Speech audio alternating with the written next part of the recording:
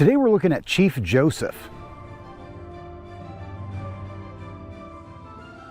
Hello, welcome to the Daily Bellringer. Please don't forget to subscribe and take a look at the questions down in the description. Also, don't forget to check out dailybellringer.com, where you'll find more resources that go with many of the Bellringer videos. Chief Joseph, born Hinmatu Yeleket, which means thunder rolling down the mountain, was a leader of the Nez Perce tribe. He was born on March 3, 1840 in the Wallowa Valley, located in what is now northeastern Oregon. He was named after his father, Chief Joseph the Elder, who was a leader of the Nez Perce. Young Joseph grew up learning the ways of the people, hunting, fishing, and riding horses in the Wallowa Valley. For most of Chief Joseph's early life, the Nez Perce had maintained a peaceful relationship with white settlers that were following their manifest destiny to the western parts of the United States.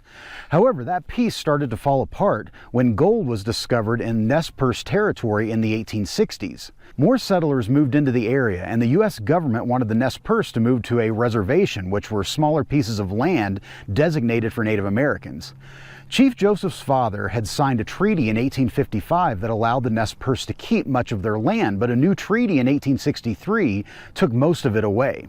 In 1871, after his father passed away, Joseph became chief of the Nez Perce band that lived in the Wallowa Valley. Joseph wanted to maintain peace and a good relationship with the white settlers, but his father had warned him to be careful when negotiating with white settlers and to protect Nez Perce land.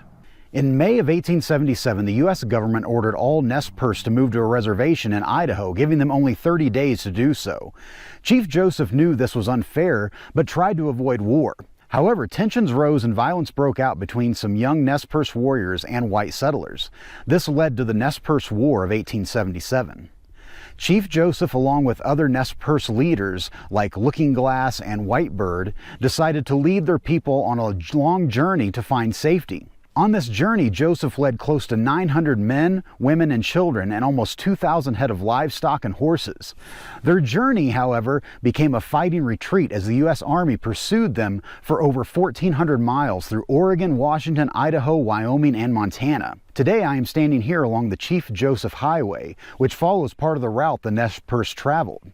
At many points along the way, battles and skirmishes occurred. They hoped to seek refuge with the Crow people in Montana, but were turned away by tribal leaders and then decided to attempt to go to Canada. From mid-June to October of 1877, Chief Joseph and his people eluded several armies and continued their journey to find a peaceful place to settle. But just 40 miles from the Canadian border, the Nez Perce were surrounded. After a 5-day siege of the Nez Perce camp, and with little to no food and blankets left, on October 5, 1877, Chief Joseph surrendered to the U.S. troops. Chief Joseph was then quoted as saying in his surrender, "My people, some of them have run away to the hills and have no blankets, no food. No one knows where they are, perhaps freezing to death. I want to have time to look for my children to see how many I can find. Maybe I shall find them among the dead. Hear me, my chiefs. I am tired, my heart is sick and sad. From where the sun now stands, I will fight no more forever."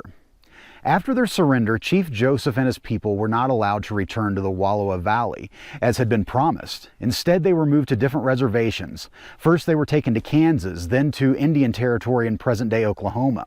In January of 1879, Chief Joseph traveled to Washington, D.C. and met with members of Congress as well as President Rutherford B. Hayes and pleaded that his people be allowed to return to their homeland.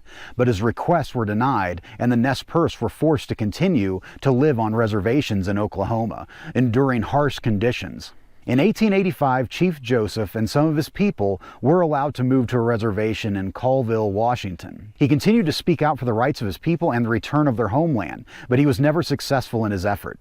Chief Joseph died on September 21, 1904, at the age of 64, still longing for his people to return to their home. His doctor said he died of a broken heart. So with that, hopefully you learned something, and thanks for watching.